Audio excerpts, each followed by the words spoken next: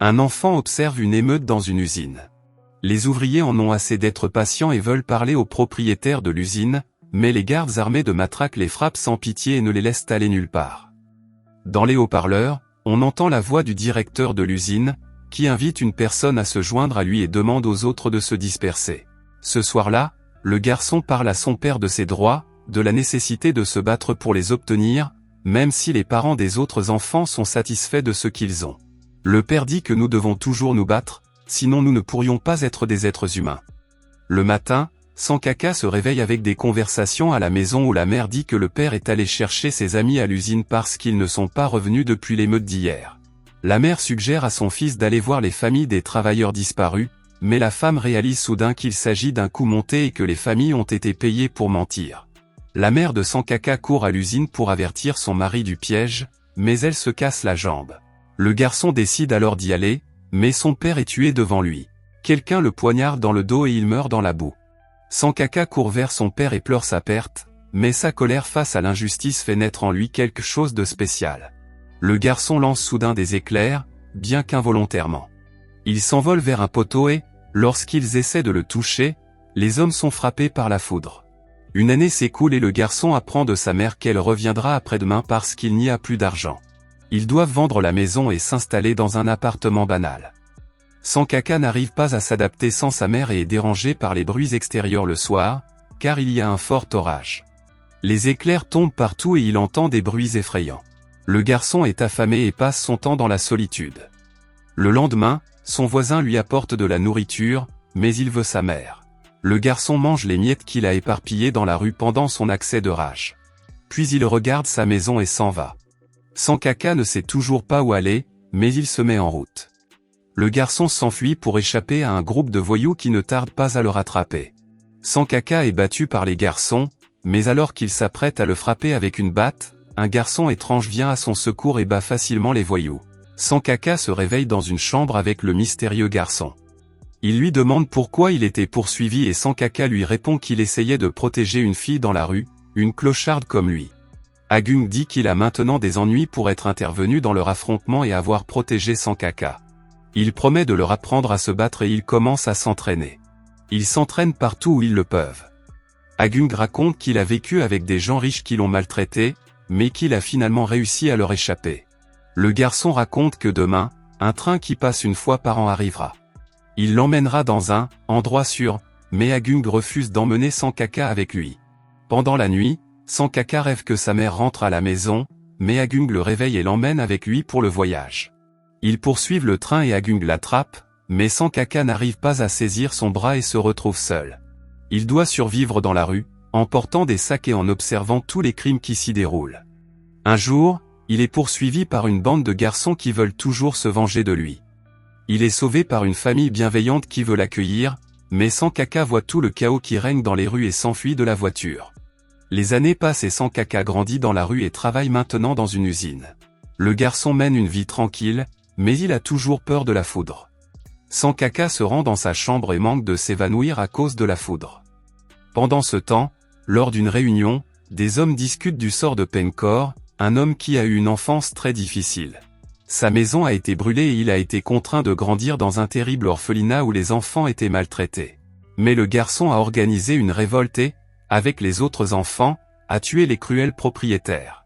Il a rapidement obtenu l'héritage de son père et a mis tous les orphelins à l'abri. Il ouvre alors des centaines d'orphelinats dans tout le pays. Après cette conversation, l'homme se rend à la voiture de sa famille et, en chemin, il rencontre des pauvres. Les enfants lui demandent de leur donner de l'argent et le père accepte. Ils arrivent à la maison, mais l'homme ne cesse de regarder autour de lui comme si quelque chose les menaçait. Il ramène sa famille à la maison et va regarder autour de lui. Il semble n'y avoir personne, mais un homme tenant une boule de feu à la main apparaît derrière lui et l'endort d'un seul mot. À son réveil, il se retrouve attaché à une chaise et voit sa famille suspendue au-dessus d'un abîme. Il menace l'homme, mais à la fin, lui et sa famille meurent.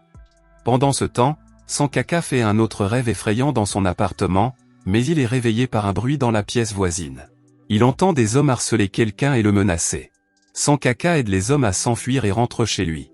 Il entend à nouveau frapper dans la pièce voisine et découvre qu'il s'agit d'hommes qui harcèlent la pauvre femme pour qu'elle leur verse de l'argent. Sankaka intervient et les fait fuir, mais il s'empare alors des couteaux, sans se rendre compte qu'ils ne serviront à rien.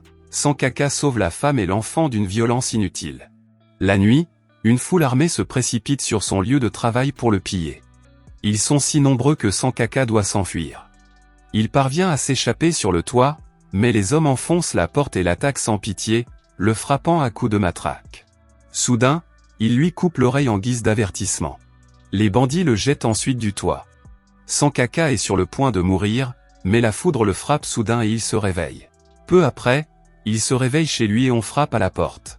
Une femme apporte un bébé nommé Teddy à Sankaka pour qu'il le garde. Pendant ce temps, Penkor vient présenter ses condoléances au jeune député, même s'il est évident pour tout le monde que c'est lui qui l'a tué.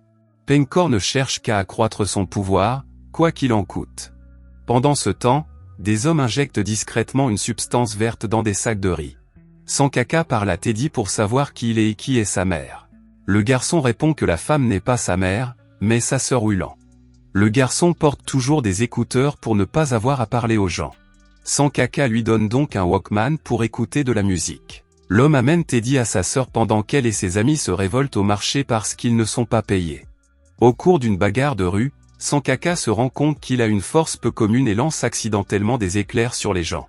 Ils étaient 30 et il était seul. Tous les bleus qu'il a reçus ont guéri rapidement. Les rebelles l'appellent pour défendre le marché, mais il refuse en disant qu'il n'est pas un super-héros. Sankaka sort et constate que le marché a été incendié. Ulan lui explique que tout est de la faute du législateur, qui est l'ami de Penkor. Le soir, alors que le tonnerre et les éclairs frappent de toutes parts, Sankaka sort et est à nouveau frappé par la foudre. Peu après, il est frappé par Ulan, mais c'est comme s'il ne ressentait aucune douleur. Les gens sont en colère et partent à la recherche de la personne qui a mis le feu au marché, mais ils s'aperçoivent que tout le monde est en train de vomir. Les nouvelles disent que quelqu'un a injecté un mystérieux sérum dans le riz et que les enfants de toutes les femmes enceintes deviendront immoraux, car le sérum brouille la frontière entre le bien et le mal. La menace d'une augmentation de la criminalité de la part de la nouvelle génération plane désormais sur la ville. Des brutes armées de matraques arpentent les rues, jusqu'à ce qu'un homme masqué apparaisse soudain, c'est Sankaka. Il affronte les voyous, mais l'un d'eux le frappe avec un couteau. Sankaka l'ignore, car il y aura un orage aujourd'hui, ce qui signifie que toutes les blessures guériront. Ulan lui demande d'où il vient, alors Sankaka lui montre une photo de sa mère et elle réagit de manière inhabituelle. Sankaka s'expose à nouveau à la tempête et toutes les blessures guérissent. Il pense ensuite à la fabrication d'antennes et décide de fabriquer une combinaison. Il le fabrique avec le peu de matériel dont il dispose. La nuit, des bandits frappent à la porte d'un couple âgé et l'enfoncent, puis ils disparaissent. Sankaka est en train d'essayer son nouveau costume et a l'air d'un vrai super-héros. À ce moment-là, deux hommes découvrent un objet inhabituel, et l'un d'eux dit qu'il les aidera à vaincre un certain ennemi. Les jours suivants, on parle d'un nouveau justicier à la télévision. Des hommes d'affaires se réunissent et affirment que Penkor a contaminé le riz avec des produits chimiques, ils décident donc de s'unir contre le méchant. Ils entendent également parler du nouveau super-héros et lui demandent de l'aide. Pendant ce temps, Sankaka se réveille dans sa chambre et trouve Ulan en train de cuisiner. Pour la première fois, elle porte une jupe. Teddy dit qu'elle a le béguin pour Sankaka. Des garçons les accueillent à l'extérieur du hall et parlent de la personne qui a déclenché l'incendie. Il s'agit d'un certain violoniste et Sankaka l'affronte, mais il s'avère être un adversaire de taille avec une lame dans son étui à violon. Penkor, quant à lui, convainc les autres fonctionnaires qu'il peut fournir un sérum qui neutralise le poison du riz empoisonné. Le violoniste vaincu est amené à Penkor, qui s'occupe de ce musicien depuis son enfance. Il est en colère contre le nouveau héros qui lui a fait ça et ordonne à tous les orphelins de se joindre à lui.